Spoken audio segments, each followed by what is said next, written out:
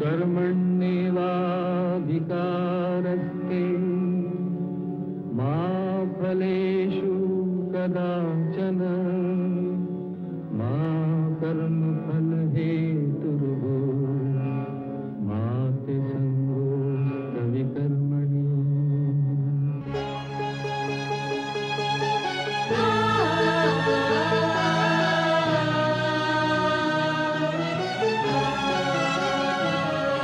ये औरत है कुदरत का अनमोल तोहफा, ये ममता का सागर, मोहब्बत का दरिया है। हर नस्ल हर देश पर कर्ज इसका बनाया गया, त्याग को फर्ज इसका। मगर इसकी दुनिया ने कीमत न जानी, मगर इसकी दुनिया ने कीमत न जानी। अजब दास्तां है, अजब है कहानी।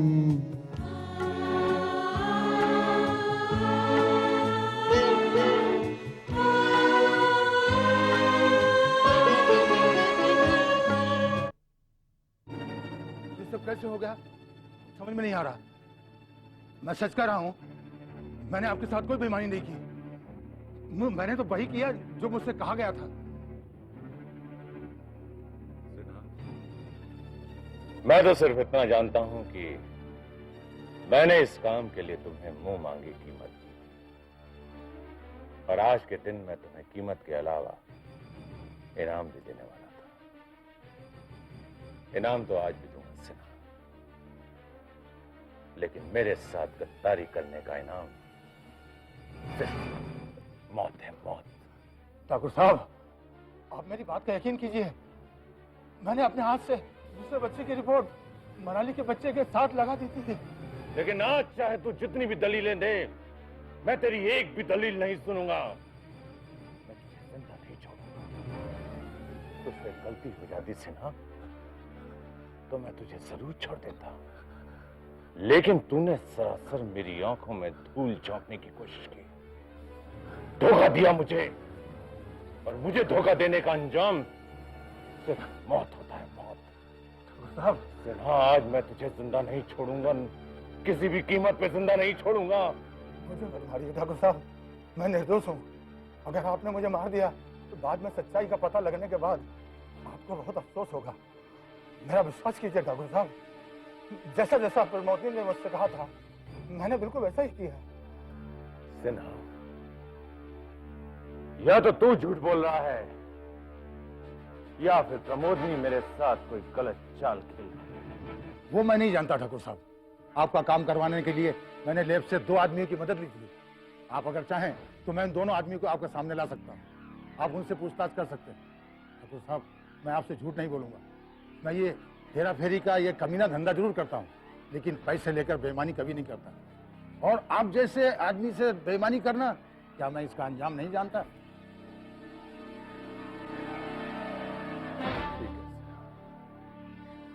मैं तुझे जीने का एक मौका और देता हूं, लेकिन तू ये मत समझ लेना कि तूने अपनी बातों से मुझे बेवकूफ बना लिया है।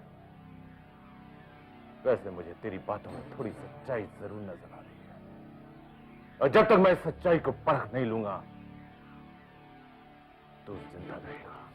आप परख लीजिए ठाकुर साहब, मैंने कोई गलत काम नहीं किया है। परख लीजिए आप। सुन सिन्हा, अगर तूने मेरे साथ धोखेबाजी की तो मैं तुझे कुत्ते की मौत मारूंगा, कुत्ते की मौत।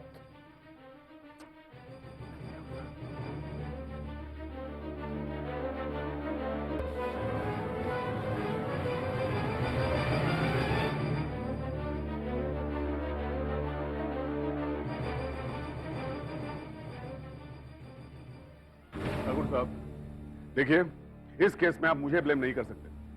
इसकी पूरी जिम्मेदारी आप पर आयद होती है। अरे, मैंने तो अपनी तरफ से इस केस को तोड़ने मोड़ने की पूरी कोशिश की थी, लेकिन अगर आपके लोग ही काम सही ढंग से नहीं कर सके तो इसमें मेरा क्या कसूर है ठाकुर साहब? देखिए, देखिए ठाकुर साहब, आप जरा ठंडे दिमाग से काम लीजिए। ये सोचिए कि बल्दियत की रिपोर्ट किस तरह बदली गई, इसके पीछे किसका हाथ हो सकता है। वैसे मुझे सिन्हा के सिंसियरिटी पर शक नहीं है ठाकुर साहब, लेकिन आपके मुकाबले में सिर्फ मनाली नहीं है, उसके पीछे दो खतरनाक दिमाग हैं।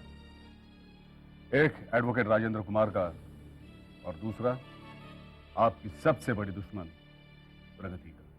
कोतवाल साहब, जो भी हुआ है उसका पता आज नहीं तो कल चल जाएगा, लेकिन हमें आगे क्या करना है आप ये बताइए। ठाकुर साहब, अब तो आपको और भी खतरनाक हालात का मुकाबला करना होगा। कोतवाल साहब, आप कहना क्या चाहते हैं? हाँ ठाकुर साहब, क्योंकि अब इस मुकदमे का एक बड़ा ही भयानक पहलू शुरू होने वाला है।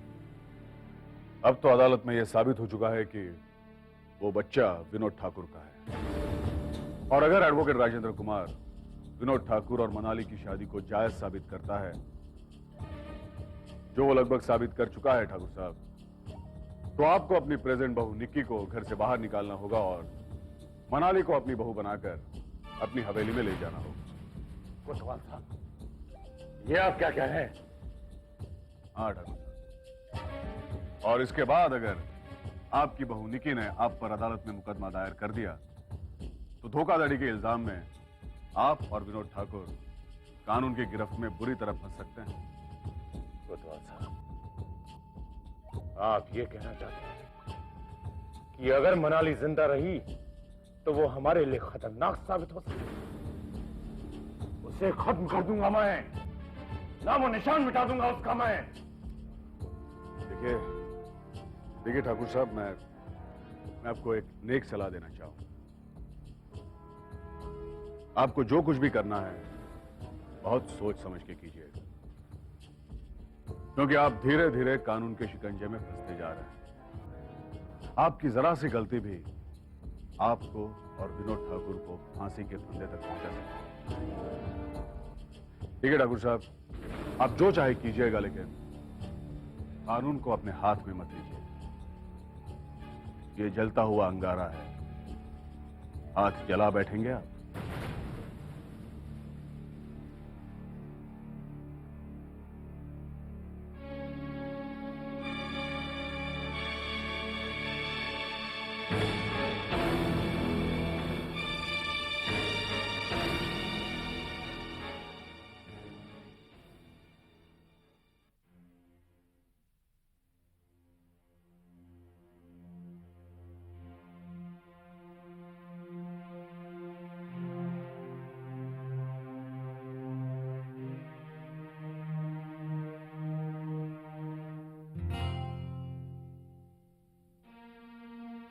बाबूजी, आपने मुझे यहां क्यों बुलाया? विनोद बेटे, जो कुछ हो रहा है उससे ऐसा लगता है कि हालात हमारे खिलाफ चल रहे हैं।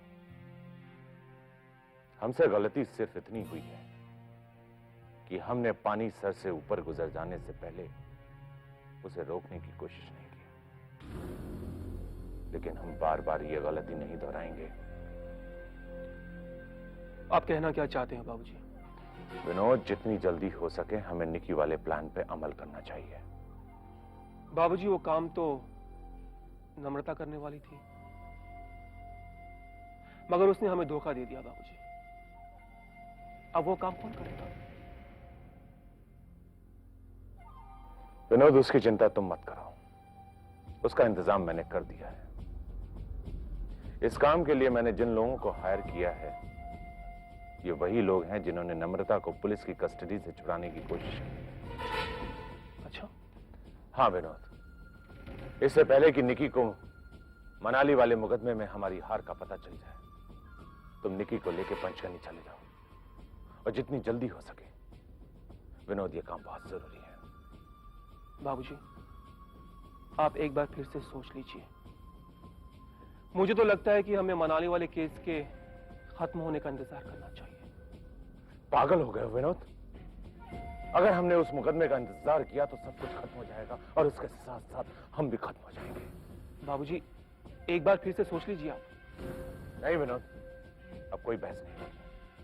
मैं जाकर सारी तैयारियां करता हूं, तुम जाकर निकी से मिलाओ।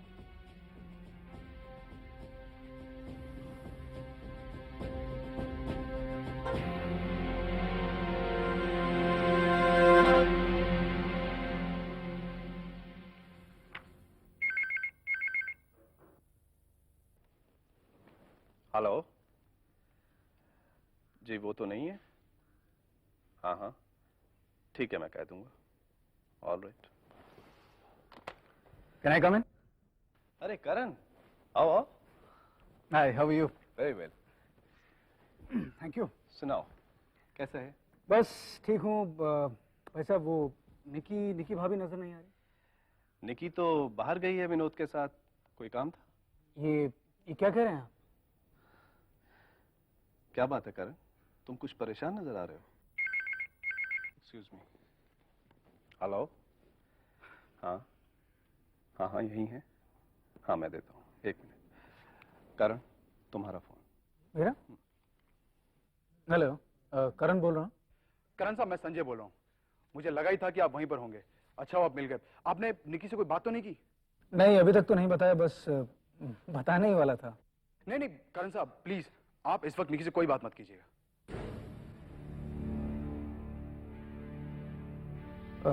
लेकिन क्यों नहीं बताऊं? करण साहब, मैं आपको सारी बातें बाद में समझा दूंगा। इस वक्त अगर आपने निकी को कुछ बताया तो हमारा बना बनाया खेल बिगड़ जाएगा।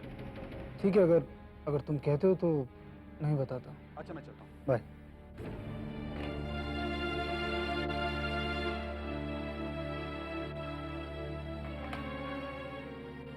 क्या बात, कौन था? जी वो मेरे एक दोस्त का फोन था। वो तुम निकी वाली क्या बात कह रहे थे? कुछ नहीं भाई साहब, मैं बस जानना चाह रहा था कि निकी भाभी का हालचाल कैसा है, वो ठीक तो है कि नहीं। एनीवे, मैं चलता हूँ। Have a good day. Okay.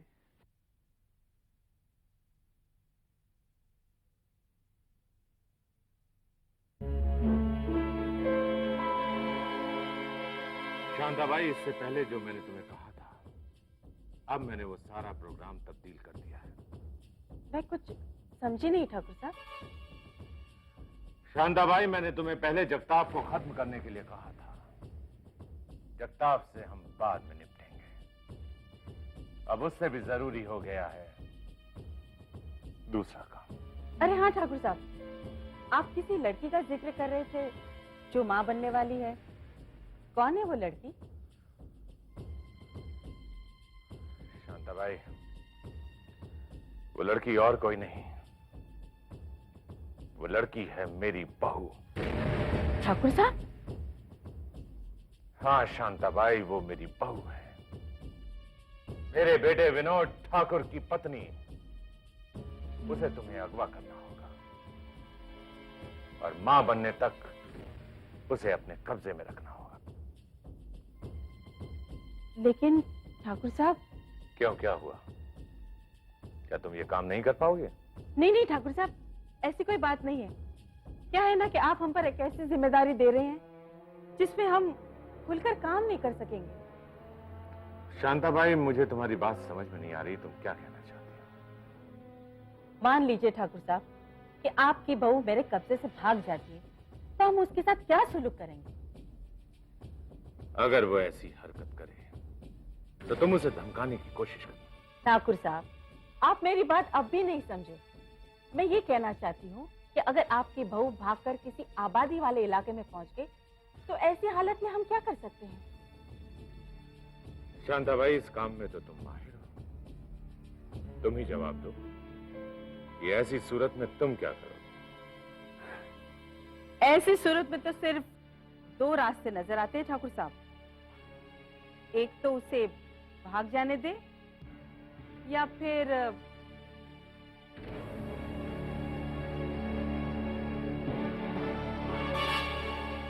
Shantabai, ऐसी सूरत में दूसरा रास्ता अख्तियार करना। एक बार जब वो तुम्हारे हवाले कर दी जाएगी तो तुम्हारे कब्जे से जिंदा नहीं जाएगी। तो ठीक है ठाकुर साहब, अब आप ये बताइए कि उस लड़की को हमारे हवाले कौन करेगा?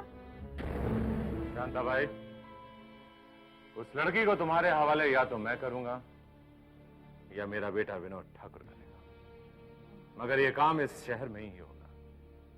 ठीक है ठाकुर साहब, जब आप और आपका बेटा यही चाहते हैं तो उसकी क्या मजाल कि वो हमारे कब्जे से भाग जाए।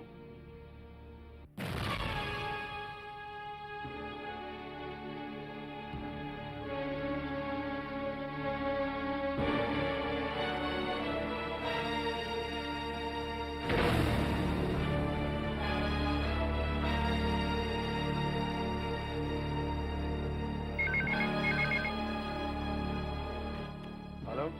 संजय साहब, हाँ मैं शांता बाई बोल रही हूँ। हाँ शांता भाई बोलो। संजय साहब, आपका अंदाजा बिल्कुल सही निकला। ठाकुर खुद अपनी बहू की जान का दुश्मन है। उसने हमें यहाँ तक की छूट दी है कि अगर वो हमारे कब्जे से निकलने की कोशिश करती है तो उसे खत्म कर दिया जाए। शांता भाई, मैंने सारी बातें तुमको समझा दी हैं और आगे क्या करना है तुम्हें मालूम है। आप बिल्कुल फिक्र मत कीजिए संजय साहब, देखना हम ये काम कितनी खूबसूरती के साथ निभाते हैं। शांता भाई, एक बात का ख्याल रहे, इस दौरान तुम किसी भी हालत में विक्रम साहब को कांटेक्ट मत करना। इस ऑपरेशन के खत्म होने तक वो तुम्हारे दुश्मन है। ओके? ठीक है, आप बिल्कुल फिक्र मत कीजिए।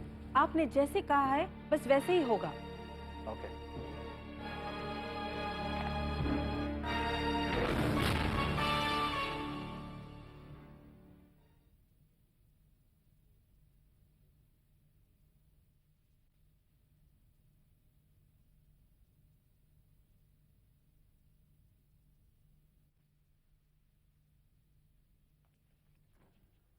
रूपा, तुमने वो केस की फाइल पढ़ी?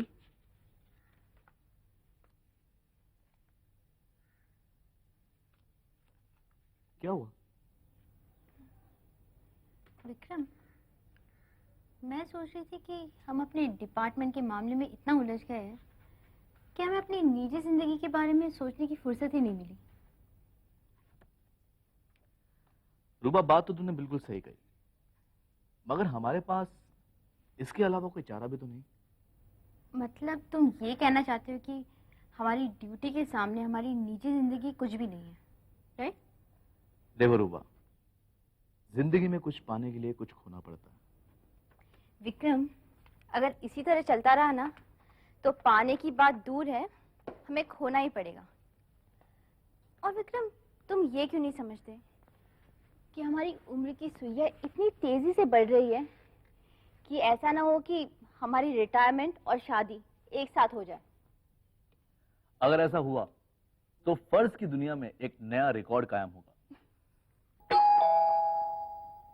देखता हूं।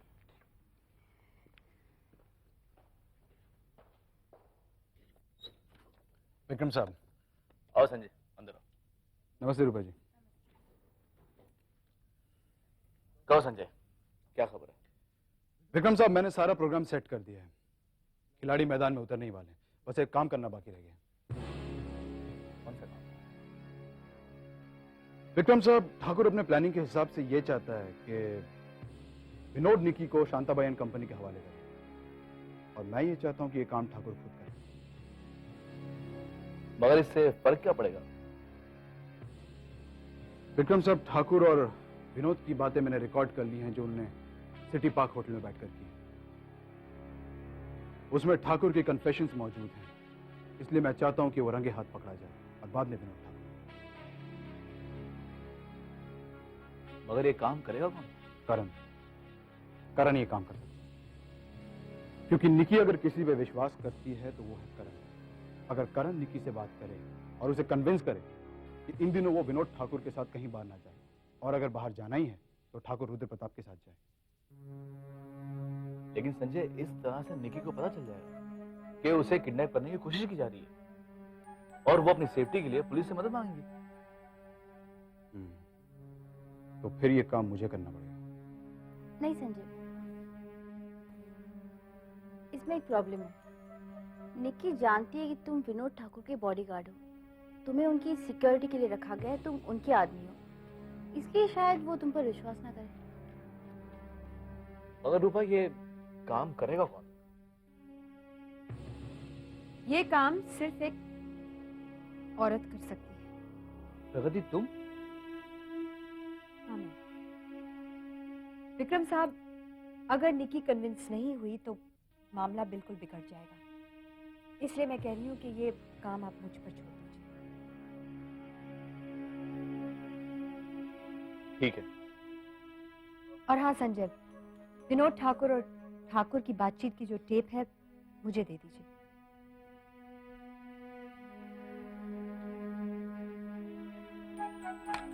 रूपा, तुम मेरे साथ चलो।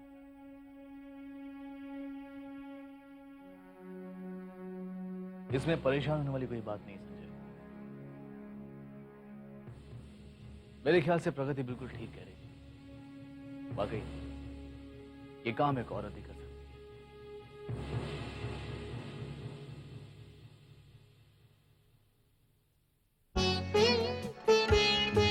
है दुनिया में इंसाफ की ये निशानी, अजब दास्तां है, अजब है कहानी।